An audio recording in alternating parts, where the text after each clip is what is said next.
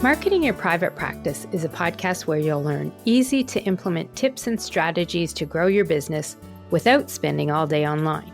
I'm your host, Colaiacovo, and I teach practitioners the Thrive marketing method to create simple and streamlined plans by focusing on long-term strategies, not just social media. Discover ways to spend less time on your marketing, attract more clients, and build the financial freedom that comes with a thriving practice. One where you have time left in your day for the people and things that matter to you.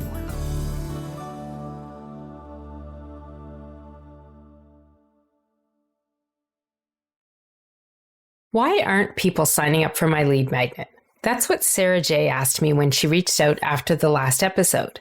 She wanted to know why the lead magnet she had for her practice wasn't getting anybody signing up for it. This is a common concern practice owners have, and today we're going to talk about one of the main reasons practitioners don't have a steady flow of people signing up for their lead magnet.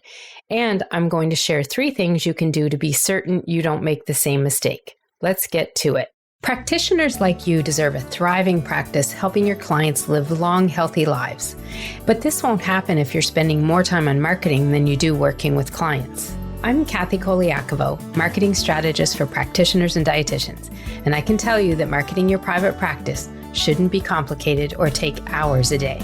This podcast helps you build your confidence and skills with actionable and easy to understand marketing strategies, along with time-saving tips. You'll learn to spend less time on your marketing, how to attract more clients, and build the financial freedom that comes with a thriving practice. One where you have time left in your day for the people and things that matter to you.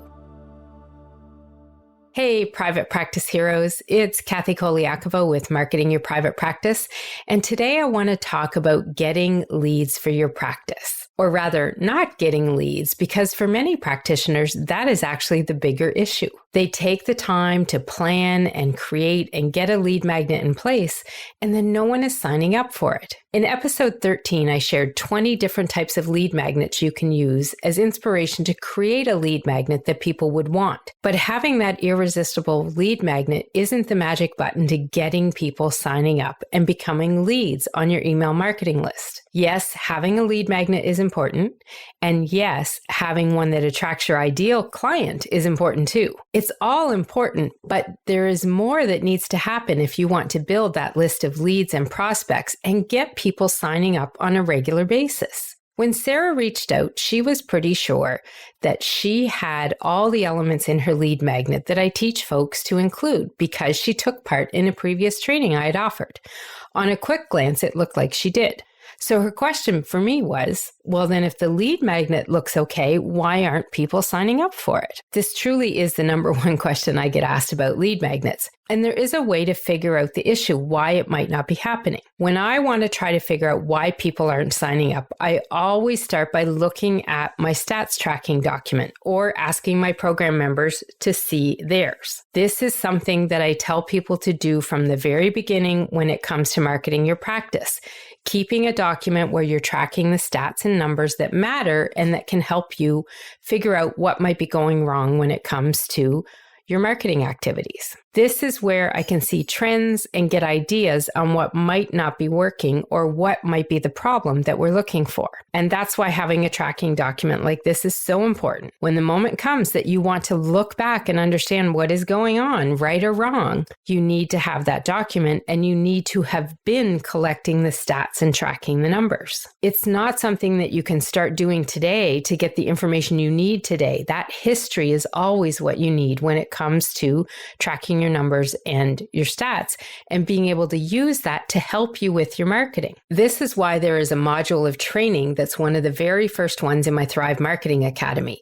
It's one on understanding your numbers and being able to track your stats and talking about what stats you should be tracking and how to do it. We do this at the very beginning so that when folks start their marketing and get doing more because of what they're learning in the academy, they have the baseline. So when things get kicked up a little and their marketing activities are happening more, we have that history already in place to be able to help us figure out any problems we might encounter. And also, it's a great way to be able to track the great things that are happening and the progress that you're making towards achieving your goals from the marketing that you're doing. I promise you, every time a member or client finds out that a lead magnet went wild on signups or a special blog on their website is getting attention, that's really exciting. And sometimes the stats and doing the tracking of those numbers is what makes sure that we're looking at all of the things that matter to help us improve our marketing. And that's why getting a document like that in place is so critical. I do have a free template you can download. So if you haven't been doing this yourself, you want to make sure that you start tracking your numbers and tracking your stats. And they're not complicated. The template that I have is very easy to use, and I will put a link to that in the notes wherever you're listening to this podcast so that you can go and grab a copy for yourself. But for many practice owners, going to their stats document is never the first place they go to. Their troubleshooting often looks like making judgment calls on things inside the lead magnet. They aren't looking from an impartial perspective, and they're thinking that whatever they may have done is the wrong thing. And so they'll decide on different things like that the name and the title of their lead magnet isn't appealing, or they'll decide the information inside is just not helpful at all. Sometimes they'll stay and start judging that the lead magnet doesn't look professional enough, or it's not set up in a way to help people understand what it's doing for them. And really what happens here is they decide it's not irresistible and it's not ideal. It's not good enough to work. And so they begin reworking it because they think that could be the only thing that went wrong, is that something is not right in the lead magnet. This is really where most people go when they feel like something's not working and that their lead magnet isn't getting the signups that it should. They really start thinking that it's just not good enough, and that honestly, they aren't good enough either. And this is why they start that process of creating a brand new one from scratch or reworking it. They think the fault is all in the content in the lead magnet, when sometimes that isn't the case. Now, I will tell you 100% for sure, it is the case a lot of the time. Because if you don't take the time to plan the lead magnet out and create something your ideal client wants, then it does make it a challenge to get people to sign up for it. And there's a lot of information on that in episode 13 of the podcast. So you can go back and listen to that episode if you haven't. It will give you some information on what you need to be looking at when it comes to planning the lead magnet. But I've worked with many clients who aren't getting those leads, even though they have an awesome lead magnet. It's one that's ideal, and it has all the 7 elements that I'm always looking for to make sure that the lead magnet is doing its job. Yet, no one is signing up. So yes, sometimes the issue can be what you've got in your lead magnet. But more often than not, it is actually one simple thing that practice and business owners forget to do. And I typically find this from the stats tracking document by looking at the trend of the lead magnet growth. And typically it looks like this. The lead magnet's created and started brand new, and it gets added to the stats tracker. And then the practice owner starts telling people all about it because it's so exciting. It's new, and I've got this new thing, and you can download it, and it's awesome, and get your hands on it, and you'll learn blah, blah, blah, blah, blah, whatever it is. And you'll see that in the growth being charted in the stats tracking document. Boom, the chart jumps up, and it usually jumps a little high and fast as well. And then it slows down, and sometimes it stops altogether. And when I see the tracking going down on the growth chart, I know exactly what's happened. To verify, I'll typically go to the person's website and do a quick check. Then I'll visit their social media, check there again. And then the last thing I do is I ask them to send me a couple of newsletters they did recently and send me one email with just the words hi in it, and send me that from their personal email and their business email. This is my verification process, and typically it helps me understand and see exactly what is the issue. And this is the number one reason why people typically don't have a steady flow of leads coming in for their lead magnet. They're not actually marketing the lead magnet. They're not telling people about it. They're not letting anyone know that they have an awesome freebie and that people can get it at no charge. Well, of course, other than the fee of sharing their name and email. And this is so common. Once that high of launching the new lead magnet is over, practice and business owners typically tend to forget to add marketing their lead magnet into their regular marketing content. You'd be so surprised at how many folks do not actually market their own lead magnet.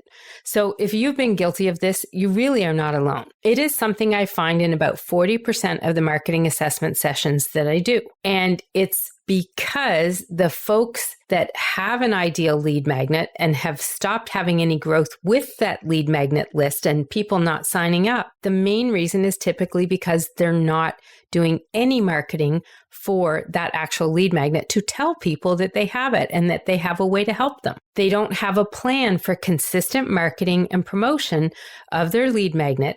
And honestly, unless you're doing paid ads for your lead magnet, folks are only going to find it from online searches then. If you're not telling them about it, then you are 100% relying on people finding your lead magnet from an online search. And I can tell you right now that you will get many more folks requesting your lead magnet when you tell them you have one and where they can go to sign up for it. There are several ways that you can be including your lead magnet into your daily activities and your marketing.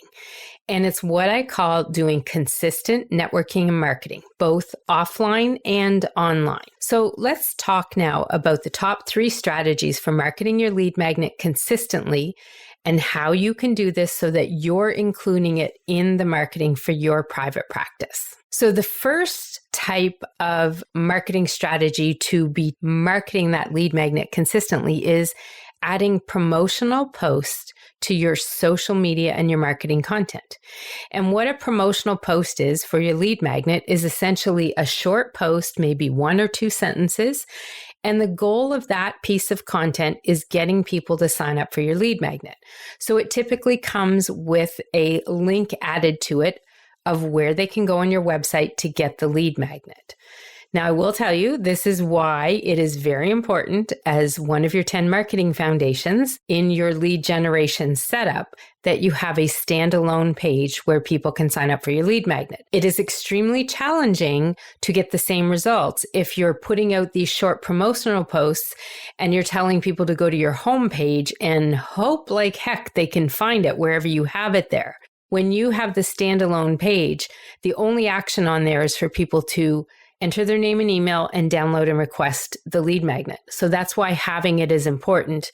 And you need that URL, that one standalone URL that takes people to your website when you're putting those 1 or 2 line posts out on social media to tell people that you have this and that they can sign up for it.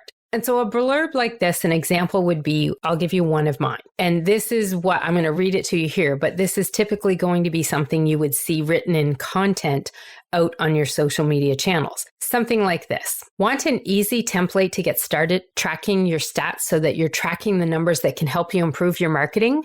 Download my free stats tracking template that comes with a video on how to use the template too. Visit pepperitmarketing.com/free stats to get your own copy. And then the link would be right there with that in the post on LinkedIn or Facebook or Twitter. And if you're putting it on Instagram, you may have to change that call to action to say something like DM me for a link to get your own copy or click the link in my bio. But that is a promotional post that tells people about a lead magnet and encourages them to sign up for it. And so it's very quick, very easy. It's not complicated. And it's one of the top ways practice owners who do not do paid ads will build their email list and get more subscribers. I've helped folks do this for the last 13 years. This has been one of the top marketing tactics we've been doing to build leads and prospects and get that list of people out there. And it still does work because no matter what type of social media content you're putting out there, a portion of it must be sales content and should be directing people back to your website to download your lead magnet and sign up for it and get on your email list. Standalone promotional posts can be ones that you put out there like the one I just gave you, but you can also do promotional posts in your marketing content in different ways. You can use it in a call to action in a video. You can use it in a call to action in an Instagram story or a reel on Facebook or Instagram as well. You can use it in so many different ways. And you can also put calls to action to your lead magnet in your blog posts and your articles. So any blog posts that I do checking and reviewing on for anyone in my programs, I'm always looking to make sure that they have a promotional post, a call to action at the end of the blog that tells people to sign up for their lead magnet. Sometimes it might be a consult. It depends on what the fitting moment is for that in the content and in the article. But you've got to be telling people about your lead magnet if you want them to sign up for it. Telling them via social media is one of the best ways to do this. And this should be consistent content that you put out there on a regular basis. I talk about this in a previous episode of the podcast on how you can be putting content out there and what type of content you would use for this. So I'll put a link to the show notes for that as well for you to read. Now, the second strategy for marketing your lead magnet consistently is including a call to action in all of your emails. And by emails, I mean newsletters or personal and business emails. Not everybody on your email list will already have your lead magnet. And even though you already have their emails, if they can benefit from downloading your lead magnet, why not tell them about it? If you have your lead magnet set up ideally too, it should include a series of emails that they get after they sign up for it. And those emails are intended to give them more information and even lead them through your marketing funnel, potentially landing on a paid service or program somewhere, or having them book a consult with you to discuss joining a program or signing up for a service. Sending someone who's already on your email list on this same journey is okay to do. It may result in more signups because they already have that trust in you because they've already been on your list for a while. Now, the second part of this one, including a call to action in all of your emails, I actually said newsletters and personal and business emails because I really do mean having calls to action in your personal and business emails. And by that, I mean you should have a signature that's automatically coming up whenever you send an email to anybody, personal or business, and that should be sending them to where they can get that lead magnet as well. And I really do mean everybody. If you send an email to your mom, your brother, a friend of yours, have the signature in the emails. The reason that you want to do this is that referrals can come from anywhere. And if your family and friends see this, they may start referring people over to you too. The third strategy for marketing your lead magnet consistently is actually doing marketing with it consistently offline or when you're networking. I'm a big believer in offline marketing. You've heard me talk about this a lot in episode 11, and you can include your lead magnet in these types of activities too. So whether you're in person or connecting in an online group, there may be times when mentioning your lead magnet is something that could help another person in the room there. You will often run into folks who could use your help, and one of the best ways to get them started and connect them to you is via your lead magnet. So never forget to mention it and tell them about it and let them know that you have this free thing that could help them with that problem that they're mentioning to you while you're talking to them. And this can be something that you do when you might be at a networking group. It could be networking in online groups. It could also be when you're speaking at events. There are definitely lots of ways to include calls to action and promotional talk about your lead magnet in your speaking as well. Maybe you have a slide there with information on where they can download your lead magnet. Never forget to mention it in those kinds of situations as well. Another really good one that a lot of folks get into these days and then kind of forget about marketing their lead magnet on it is being a guest on a podcast or having a radio spot or a television spot where you might be coming in to share some of your expertise on a segment on a show. In all three of these situations, which is what I like to refer to a little as offline marketing, you can also be including and talking about and sharing promotional calls to action about your lead magnet as well, especially if they give you an opportunity to have a short bio or an introduction. You can always have something like, you can learn more about how you can track your stats like Kathy talks about in that episode if you download her free stats tracking template. So there's lots of ways to really put that kind of call to action into whatever you're doing in these offline marketing opportunities that you run into as well. Now, these types of opportunities are why I like to recommend people have a short URL for wherever people can sign up for your lead magnet. So you've heard me talk about mine. Go to pepperatmarketing.com/free stats. This is why I like to make sure everybody has a very short URL for their lead magnets and the page where people can go to sign up for them.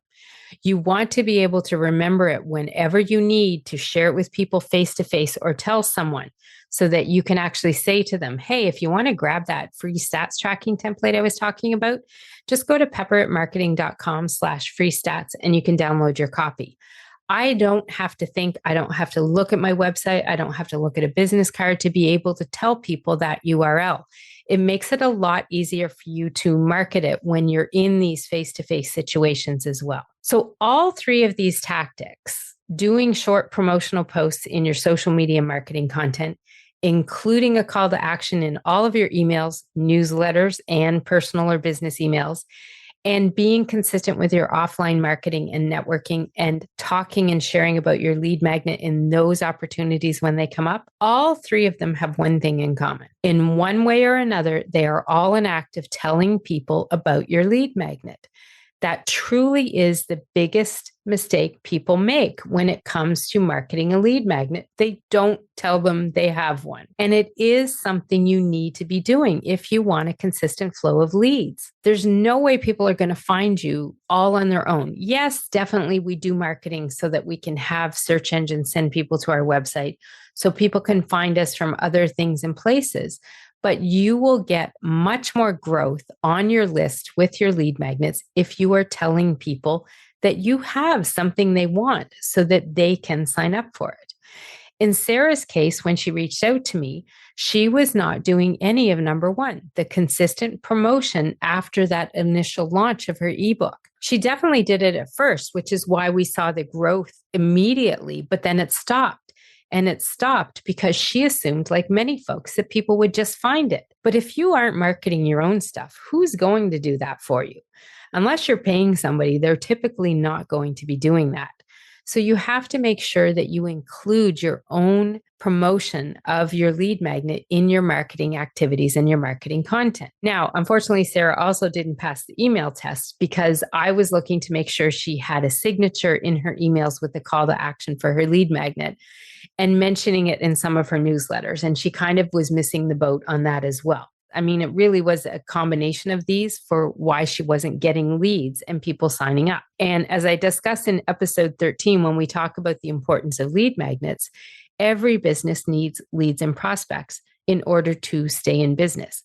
So having consistent marketing of it and mentioning your lead magnet in your marketing content, in your newsletters, in your emails, and in those offline opportunities for speaking or guest spots or speaking as an expert on a radio spot or a TV spot, those are all places where you can be marketing and talking about your lead magnet to ensure that more people will be signing up for it. Sitting and waiting for people to just find you and all that you offer, well, that can work too, but it will take you a lot more time than it would if you started marketing yourself and your practice by leading with that lead magnet, that irresistible item that people want to get their hands on and are willing to give you their name and email for. Even a minimal amount of marketing will help you get consistent leads with this.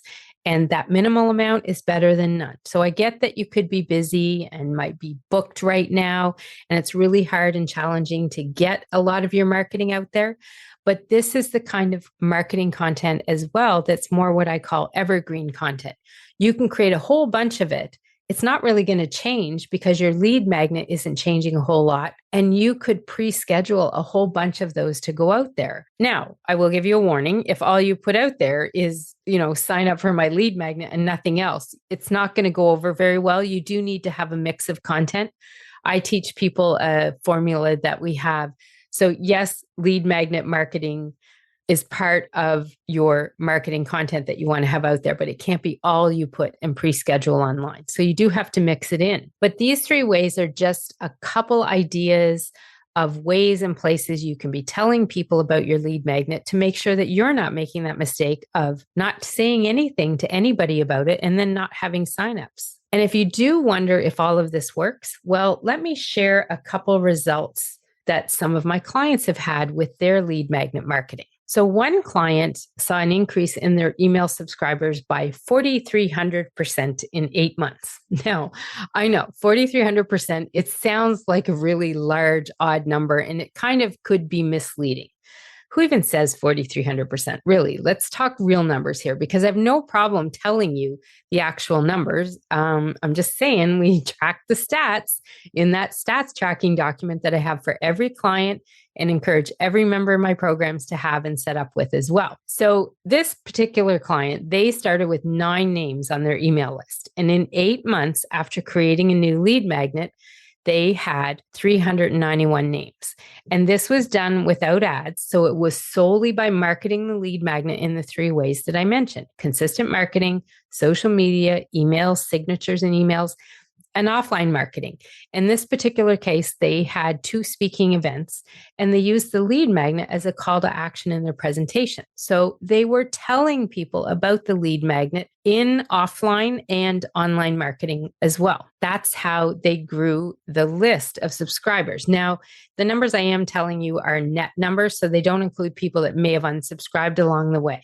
So it's usually a little bit more than that. I have another client we had really good success with when we created a new lead magnet in February of 2020. So there were 0 people on that particular list when we started. 6 months later in August, there were 756 names on her list. Again, no ads, but there was consistent online promotion, calls to action in her blogs and newsletters, and she did do a guest spot on a podcast. And because we focused on the lead magnet in her bio for the podcast, which gave them that for the promotion of it as well, and we did marketing of her guest spot as well and talked about the lead magnet, that one podcast appearance actually jumped her lead magnet in 1 month by 250 names. And it did this because she had a very clear call to action to the lead magnet, but she was also ready and prepared for it. And part of the interview, they talked about this lead magnet a little bit. And that, along with using it in promoting the guest spot as well, saw these added signups. And honestly, the reason I can tell you these exact numbers is because we do track the stats with all of the clients that we work with. And again, I said before, anybody in my programs, they get a free copy of the stats tracking template. Well, anybody can get that by downloading it off my website, but I try to encourage the members in my programs to use it so that they do always have these stats and an ability to look back, see where they've been, see what kind of progress they have, and know where you stand every month, especially when it comes to things like lead magnet growth. These 3 simple steps will help you avoid the mistake of not marketing your lead magnet so that you can be building that list of leads and prospects, people who would be a good fit to work with you. So remember those 3 things: promotional posts in your marketing and social media content, calls to action in emails and newsletters. And by emails, I do mean personal and business emails. Get that signature in your email. And I also mean offline and referral marketing or networking too.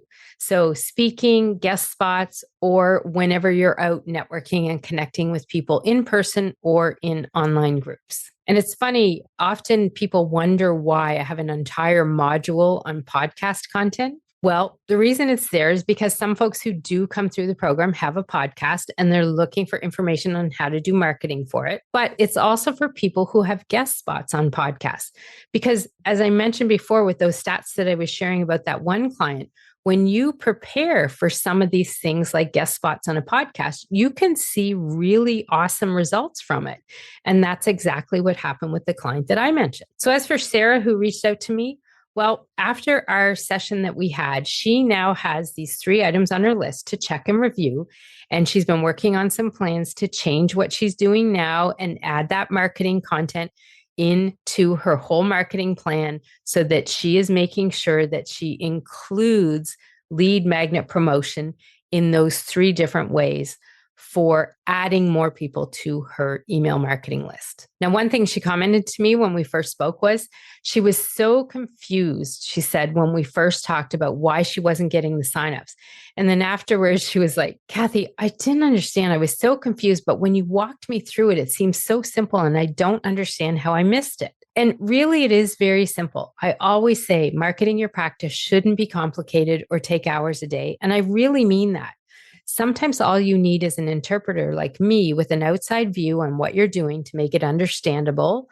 Or as Marie Forleo likes to say, make it figure outable. And when you do that, it actually does make it all doable. So your action step today, well, if you're looking to get more leads and build a steady flow of leads and prospects on your email list for your practice, then this is your action step here. I want you to think more deeply about your lead magnet and look at how much are you actually doing to include it in your marketing? If you're not getting new leads on a consistent basis, then go back and check your marketing content. Do you tell people about it online? Is it in your newsletter? When you're speaking or having other opportunities to get in front of an audience, are you talking about it? Are you mentioning your lead magnet? It's your way to give people some help for no cost at all, except their name and email. So you've got to make sure you're adding it in there. Lead magnets are a great way to attract new clients and prospects, especially when they're created with your dream client in mind. That's what makes it more irresistible to people. But if you feel your lead magnet isn't performing well and that maybe you're not marketing it enough, or it could be that you need to fix it up to get it to a status where it's more appealing to people. Well, if that's the case and you're listening to this podcast before the end of November 2022, you need to know I'm hosting a special boot camp to help folks just like you. I want to help you ramp up and create your irresistible lead magnet and get it to a place where you have something people want, something your dream client is so excited to have, they're going to drop their name and email and get their hands on your free lead magnet. So be sure to check the show notes because there will be a link there to register for this bootcamp. And if you're listening after November, reach out to me and ask me what I have happening that can help you optimize your lead magnet. I've always got something up my sleeve to help out with lead generation and lead magnets because they are such a critical element of marketing your practice. If you want to get your hands on that free stats tracking template I've been talking about as well, be sure to check out the show notes below the podcast player, wherever you're listening to this podcast, or visit marketingyourprivatepractice.com/14 to get your hands on all the resources that I mentioned in today's episode. And I'll put a link to my online calendar there too as well. I'm very happy to offer you a quick review of your lead magnet and give you that second opinion so you know right off, does it hit irresistible status or could you be improving it? And having that lead magnet at that stage is going to make the marketing of it a lot easier. Remember, marketing your private practice doesn't have to be complicated. We can make ways for you to make it simple and easy and streamlined so it is not challenging you every day and that you're able to market your private practice with ease. I will see you next time. You can find all of the show notes from Marketing Your Private Practice with Kathy C. and the resources mentioned in this podcast at marketingyourprivatepractice.com. I'd love to connect with you on Instagram. You can find me there by searching for Pepper It Marketing. I'd love to hear any feedback you have on the podcast, and be sure to review us online and hit subscribe on your favorite player so you don't miss any future episodes.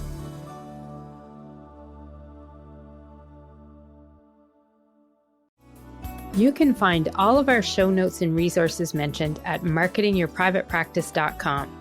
Be sure to connect with me on Instagram at pepperitmarketing and say hi.